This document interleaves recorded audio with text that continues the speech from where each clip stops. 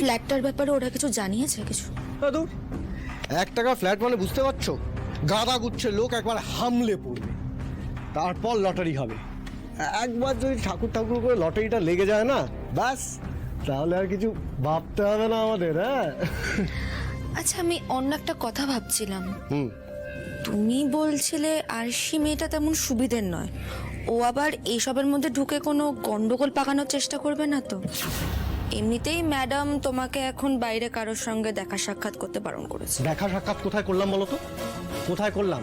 একটা form fill up করে ওদের ওই ঠিকানায় পাঠিয়ে দিয়েছি, আর সেটাও করেছি তোমার নামে। কারোর ক্ষমতা হবে না আমায় ধরে, আর সেই 14 পুরুষের ক্ষমতা নেই যে আমার টিকিটা পর্যন্ত ছুঁয়ে দেখায়।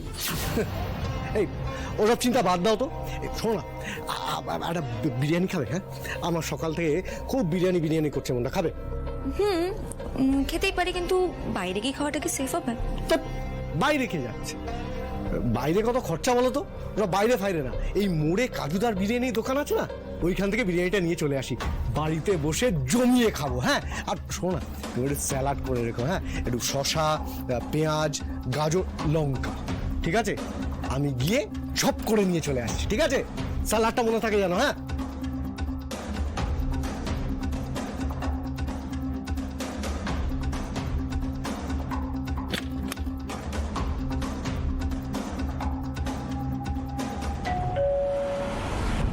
মনে হয় মানি ব্যাগটা ভুলে গেছে।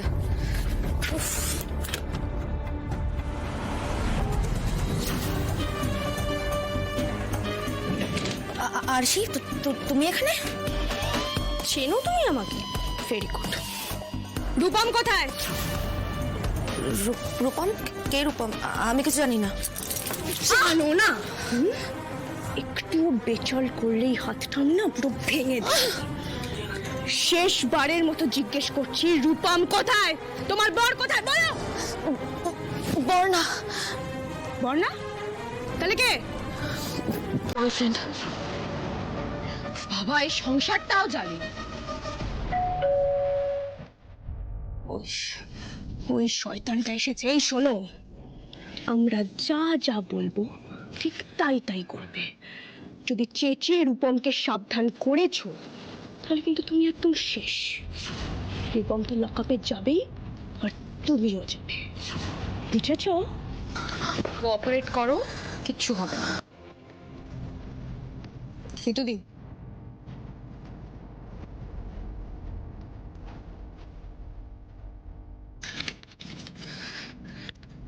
কি হলো? দরজা খুলতে এতক্ষণ সময় লাগে? স্যালাডটা রেডি করেছো? দেখো, বিরিয়ানির সঙ্গে সঙ্গে চাপও এনেছি। হ্যাঁ, আর এই যে কোল্ড ড্রিঙ্ক। কি হলো, তোমার মুখটা ওরকম লাগছে কেন? আরে দেখো, হাঁ করে দাঁড়িয়ে আছো, কিছু একটা আনো, মানে এটা ডিস্ট্রিবিউট করবো তো। আহা, বিরিয়ানির গন্ধটা যা বেরোচ্ছে না।